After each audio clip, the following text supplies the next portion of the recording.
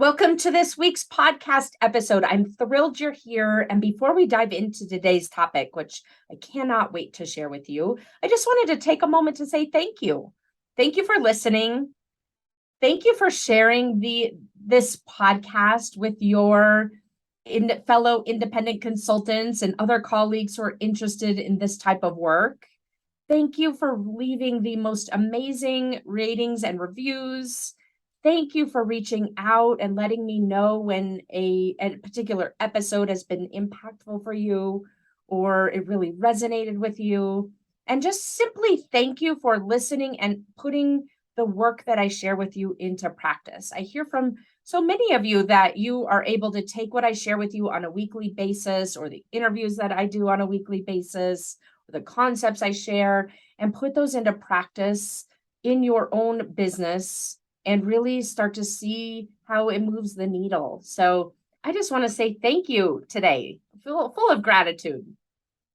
So today's topic is the best approach to consulting contract negotiations. What a fun topic. Whenever I bring up the word negotiation, including for myself, it kind of creates that freeze response, right? No one really, I'll say it this way, very few people in this world love negotiating. So, this can really be a topic, a concept, a part of your business process that creates one of two dynamics. When you think about negotiations, what usually ends up happening as an independent consultant, and this may be happening for you, are one of two things. You either really just try to do everything in your power to avoid negotiating because it feels so uncomfortable and you feel bad at it probably, or you end up really rushing through the process and trying to just make it go away. So in either case, what can end up happening is just a business where you're running that either feels regretful, you've agreed to something that you wish you hadn't, or you question and self-doubt, wondering, what kind of money you've left on the table.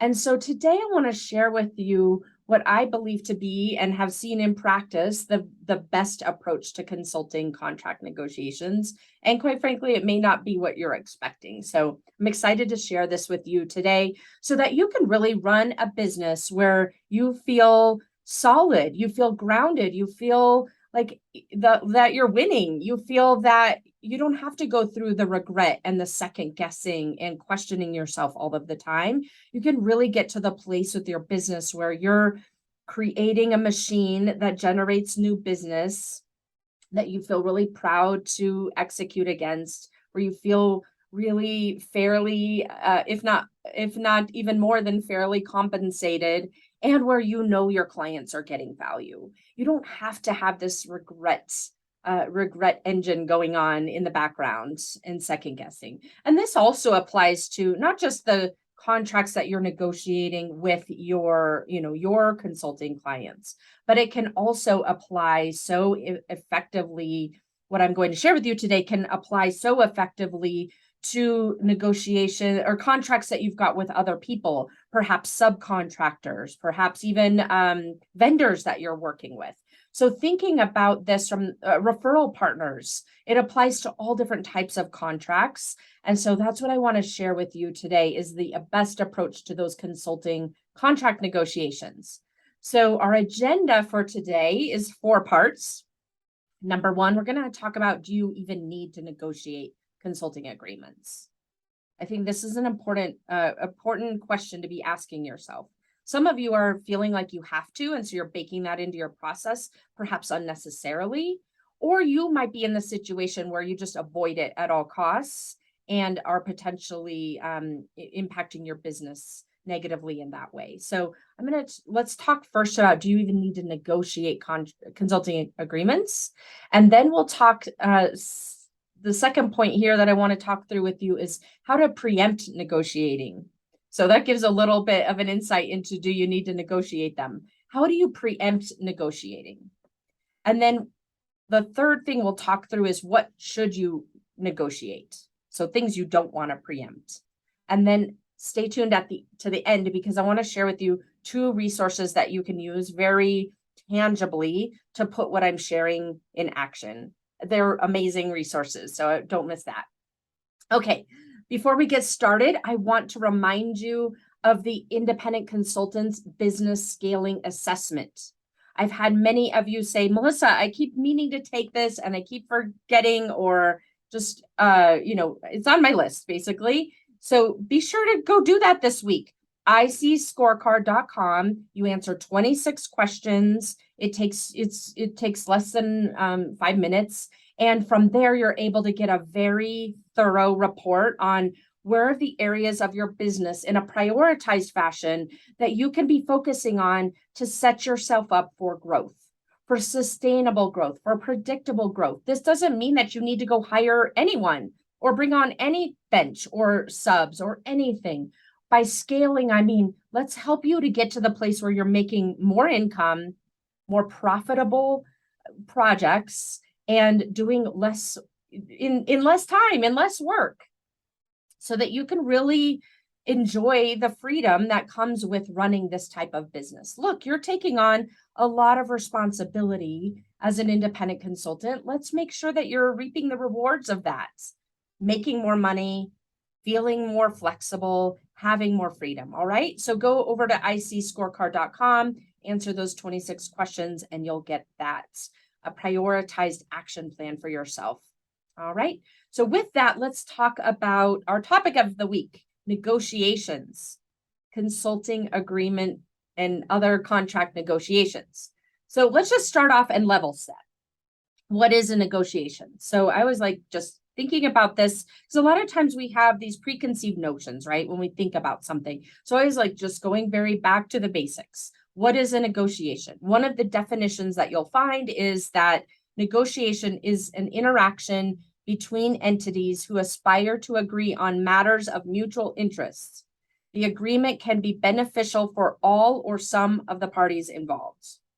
That's kind of the textbook definition of a negotiation. So interactions between entities who aspire to agree on matters of mutual interest.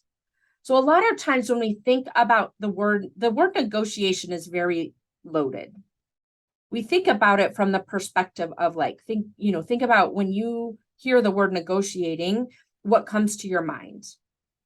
Oftentimes it's things like hostage negotiation, like very high stakes things, right? Hostage negotiation, like life or death, political negotiations, like a no-win, think about political negotiations. There's basically a no-win outcome, no matter what your viewpoints are. Contract negotiations, when we think about those, a lot of times we think about what we see on the movies, or, things that we might have experienced in corporate that are really involved and require lawyers and all sorts of, really high stakes, pressure filled situations. And it really connotes like a lot of back and forth, a lot of like shuttle diplomacy in some ways, and a lot of ultimate compromise. None of these things feel good.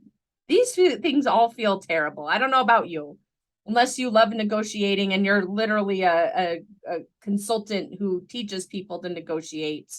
Most of this probably feels bad to you. It makes you feel pressured or inadequate, right? I'm terrible at thinking things like I'm terrible at negotiating, or it's not something that is part of my skill set. And so of course, when you think about your business development process, and you think about the proposal and contracting stages specifically, when you think about that and giving someone a proposal, a potential client, a proposal, of course, if you feel like you're going to have to enter into some kind of negotiation in some way, it makes you feel probably horrible. And so, of course, from that perspective, if you feel like they're going to push back on you, or they're going to ask you for concessions, or they're going to ask you for you to change something or reduce the price, whatever it is, of course, you're going to want to avoid providing that proposal. Of course, you're going to want to avoid discussing the terms and conditions. Of course, you're going to procrastinate.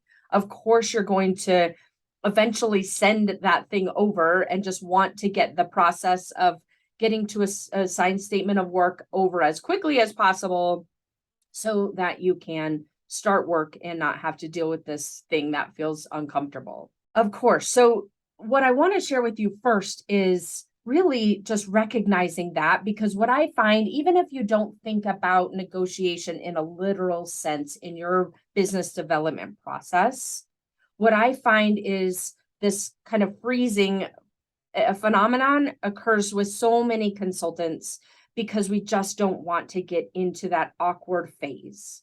Whether you call it negotiating or you call it something else, proposal review, whatever you end up calling it, it doesn't really matter. It's much more about, having to get into that phase where you're talking nuts and bolts and getting the client over the finish line so that you can have a signed agreement and start working and with them, delivering it and getting paid. That phase of the process for most of us as independent consultants feels really horrible, feels like we're not as good at it or terrible at it, depending on your perspective. And of course, you're going to want to avoid it because of that. And so today, I want to really walk you through a process so that you don't have to feel uncomfortable about this anymore and get really clear for yourself about what it looks like to get to the phase of a project, of a business, of a proposal where you're coming to agreement on terms and moving forward, and take the pressure out of the process. That's what we're here for today. All right. So let's start with, do you even need to negotiate?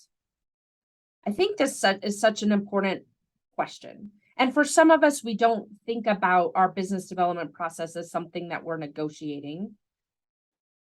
So you may or may not say this exact word to yourself, but when you think about it, proposing something and getting to an agreement, this is the area where I want to really challenge you to say, is this something that needs to happen at the very end of your business development process? Should there be a lot of back and forth about what the terms and conditions are?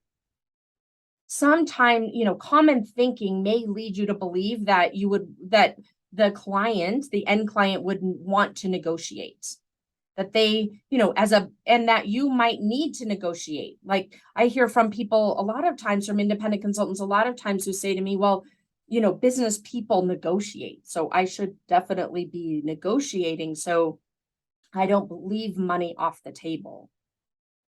So think about it from your perspective. Do you think you need to negotiate or do some kind of back and forth with a client, whatever you call it? And then similarly, do you think your client feels the need to negotiate in order to somehow check the box on their internal process? Sometimes we think automatically negotiation needs to happen at the end of a contracting process. And what I'm here to say to you today is, this should be the exception, not the rule, that you would need to quote unquote negotiate on a final statement of work. Here's where it's more common. It's more common to negotiate on things that are time-based, like negotiate on the rates of an hourly rate or a daily rate or something like that. The other time that it's more common to negotiate is if your buyer or stakeholder is procurement. Like, that's in their DNA. They feel like they are not doing their job most of the time. I'll generalize here, if they don't negotiate. A lot of times they are measured internally on what amount of cost savings they created by negotiating. But so let's put those two scenarios aside for a moment, and we'll come back to them in a few minutes. But for the most part, if you execute your business development process in a collaborative way, you won't need to negotiate at the end. So let me tell you more about what I mean by that. If you're getting upfront buy-in as you go through the business development process, from first conversation all the way through to a proposal, and the proposal is treated more of a check the box than of a tool to get alignment, then you're not really negotiating at all. What you're actually doing instead of negotiating is really aligning, right? If you do this in a way that you're aligning from the very first step and co-creating from the very first conversation all the way through to getting verbal agreement on what the approach is, then when you put a proposal in place, it's more of a check the box in the sense of you've written down everything that you've agreed to and there's no negotiation needed. So, what that might look like is really getting yourself to the place where you're asking questions and getting alignment and understanding what that potential clients what they value and how they would quantify the impact of the work that you're doing both qualitatively and quantitatively, and getting all of that really in-depth conversation going throughout the process that you've got, so that when you write it up in a proposal, at most you've got a couple of options that you're providing to them, things that they've already really contributed to,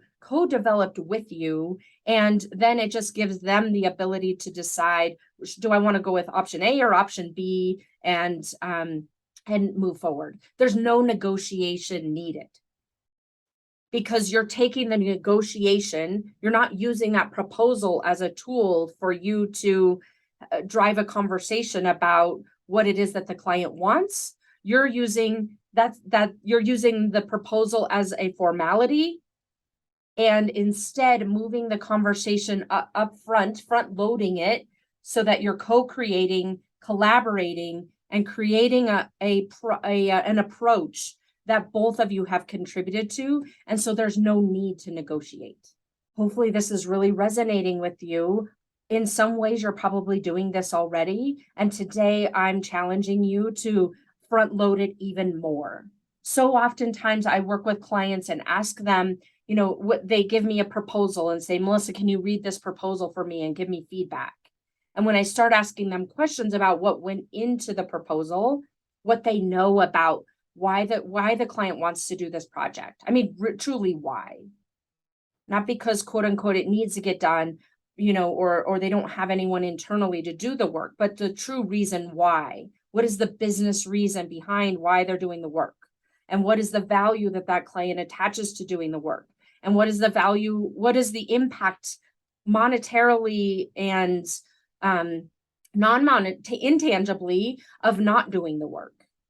When I start asking those questions as I review proposals, a lot of times my consulting business owner clients don't know all of the answers that they wish they knew the answers to. They don't know, they haven't really gone into those in-depth conversations up front. And so then they're using trying to use the proposal as a vehicle to get that type of alignment, and then potentially setting themselves up for some form of negotiation on their rates, on their fees, on the pricing structures they put in place. Versus what we start working on is really getting to the place where you're able to ask those high quality questions up front, get really meaningful dialogue and understanding about why they want to do this work, why it's important, what the business impacts are, how the client would value the results that the work that you do is creating, and then moving forward from there and using the proposal as like I said, just a final confirmation of all of that dialogue that you've had. Okay, so really the answer today of what is the best way to negotiate a consulting contract is two things. Number one, not thinking about it as a negotiation. And number two, it's more of an alignment or a collaboration. And number two, really getting to the place where you're gaining buy-in and co-developing a proposal, co-developing an approach so that you're preempting the need for negotiation at all. All right. So that's it really important to look at in terms of your business development process. And then from there, I'm not telling you just don't negotiate anything. There are times where you want to negotiate. So for example, you might want to negotiate if you're still doing time-based rates. There's no shame in that. You're still doing hourly rates or daily rates. It's not a problem. You may want to revisit your business model over time, but you may also get to the place where right now in your business, for example, you might be gaining work from marketplaces like Catalent or something like the MBO Partners, one of those. And you may be in a position where you need to negotiate the rates, or you may be in a position where you need your billing, your invoicing or creating structures with your end clients that are more value based or project based, and you're negotiating rates with subcontractors. In whatever case you are in, there are times in your business where you're going to need to quote unquote negotiate. So I want to walk you through a 4-step process here of really taking, getting to the place where this is not a problem, where you don't have to freeze or panic or feel inadequate when you get to this spot in your business. So the first step of this process is for you to diffuse the word negotiating, right? Like I was saying before, when most of us think of the word negotiating, some horrible scene in our mind starts playing out, like a hostage negotiation, right? Like that's just not setting you up for success when you start thinking about, like, I've got to go into a negotiation, or this call is going to be about negotiating our rate. It creates that freeze response or flight response in your nervous system. So instead, think about it from the perspective of a couple of things. You're just aligning, right? You're aligning whatever word it is that you need to use to basically take down the pressure and get yourself into more of a curiosity state than a panic or tense state. And then really recognize that there's no win or lose here. A lot of times, some of us, we think like, okay, I'm going into negotiation and I really, one of the undercurrents there is that I need to win. I need to come out on top. And for a lot of us, we have a competitive spirit. I know I do. I know if you're listening, you probably do too. This isn't about winning or losing. So just like the first step of this, when you do need to go into negotiations in terms of best practices, is really to diffuse that term negotiation in the first place, because it's just not setting yourself up for success when you think, I've got to go into a negotiation or I've got to go negotiate this contract. So choose a term or a concept that really takes down the level of intensity a few notches for yourself. And then do some mental prep around this. I like to use the word getting quote unquote clean, like you're mentally clean as you're going into a process. And getting mentally clean is a lot of the work that I do with my own, with my clients, my consulting business owner clients, to help them get to the place where your mindset, your mental models are so much more effective than what they might be just working off of autopilot. So by clean, I'll give you a few strategies here. What I mean is really looking at 3 things: the thoughts about you, things like going into a conversation where you're agreeing to terms and conditions. If you go in thinking, I'm terrible at this, I hate this, this is horrible, this is not something that I was born to do, like those kinds of thoughts, of course, you're going to go in with a less than effective approach. And you think instead things like, I'm getting better at this. I'm learning how to navigate this. I do this every day when I'm delivering to, consulting work to clients. This is just a different scenario. Then it can really lighten up that pressure that you've been putting on yourself. The other similarly, you want to think about thoughts about them. You think about the different way you would show up if you went into a conversation with someone where you're negotiating, or whatever word you want to use, those terms and conditions. When you think, well, they're just going to try to get as much from me as they can, versus I know that they're interested in a mutually beneficial solution. Think about the different approach you would take from one of those thoughts, which is they're taking as much as they can from me, versus I know I'm going to give them the benefit of the doubt that they want a mutually beneficial solution. It's a completely different approach you would have. So you want to get really clean on your thoughts about them, your thoughts about you, and your thoughts about the process. So I just walked you through a few examples of how to do that. And then also, one trap that I notice a lot of clients falling into is feeling rushed. Like, I just need to get this contract signed so that we can start the work and get going. The client's getting frustrated that this is taking so long, and those types of thoughts. One of the mental models that I want to share with you is What if you started thinking about this as the work has actually starts with the first conversation? You're helping that client to get clear. You're helping that client to get more aligned on what it is they want the outcomes to be.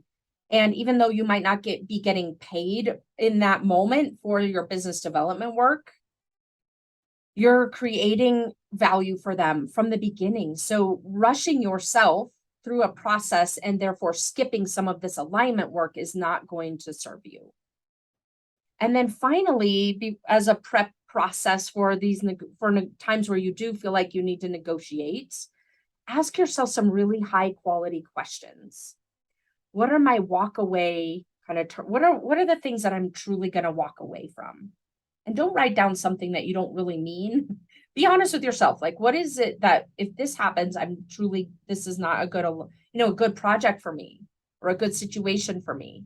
And then what are my good 4 categories here: walk away, good, better, best. And just really thinking through what that might look like. Ask yourself, a lot of times we forget this very simple thing. What does my stakeholder truly care about and why? Like thinking about it from a big picture perspective versus like specific terms and conditions can really help. Like, what is the big picture here so that you can unlock some creativity? And along the same lines, what options could I provide to them? That might be an alternative. Maybe we're kind of locking horns on a certain thing. What if we just offered something completely different, a different option to get to the same result? So really thinking about it in advance, whatever the conversation might be, where you need to come to final agreement on how to move forward. These 4 concepts can be really valuable for you to get into a productive, effective, less pressure filled mindset. So that's really important. Number 1, if I were to recap what we talked about today, and then I'll share those 2 resources with you.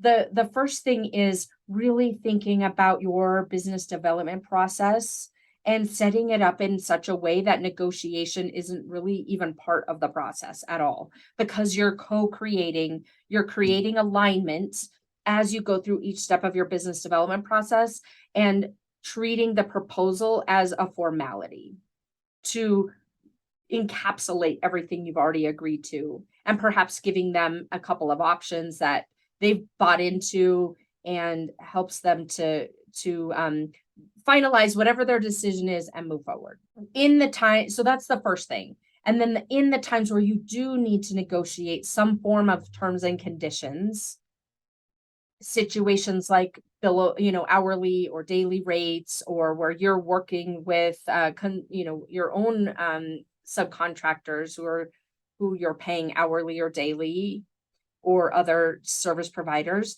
really getting yourself to the place where you are quote unquote clean about what you're doing in that conversation and taking down the pressure so that you can really think creatively and show up in a way that you already know how to do, because you are a consultant. This is what you do every single day, is help people get to agreements and move forward in some way. You just aren't maybe labeling them negotiating. So that's what I wanted to share with you today. Hopefully that's really helpful for you to continue refining your business development process and starting to take a lot of the fear and avoidance out of it that I hear you struggling with on a daily basis when you're working in your business. Working on your business, not in your business. So with that, let me share with you these 2 resources that are really valuable. The first is a book that's called Never Split the Difference. You may have read it. It's by Chris Voss. He's actually, I think, a former FBI hostage negotiator. So super helpful. I think the stories that he shares in the book are really valuable, but what I really love the most is the appendix. There's a prepare a negotiation 1 sheet. So really, really helpful if you do nothing, but if you never even read the book. I personally find that part of I'm just looking at it right now as I'm talking with you. I personally find that so valuable. That appendix alone is worth buying that book. And then the other resource that I want to share with you is a blog post that I wrote for this purpose. It's called How Independent Consultants Rates and Retainer Fees Work. So it's on my blog. You can go to melissalieberman.com resources and you'll see the blog there. We'll put the link in the show notes as well, but it's really a comprehensive blog post about all things rates and retainer fees and value-based pricing and negotiating. So you'll want to go read that blog and you can see what we've talked about today, but so much more about pricing strategies in your business. So with that, thank you for tuning in today, and I look forward to seeing you again next week. Take care.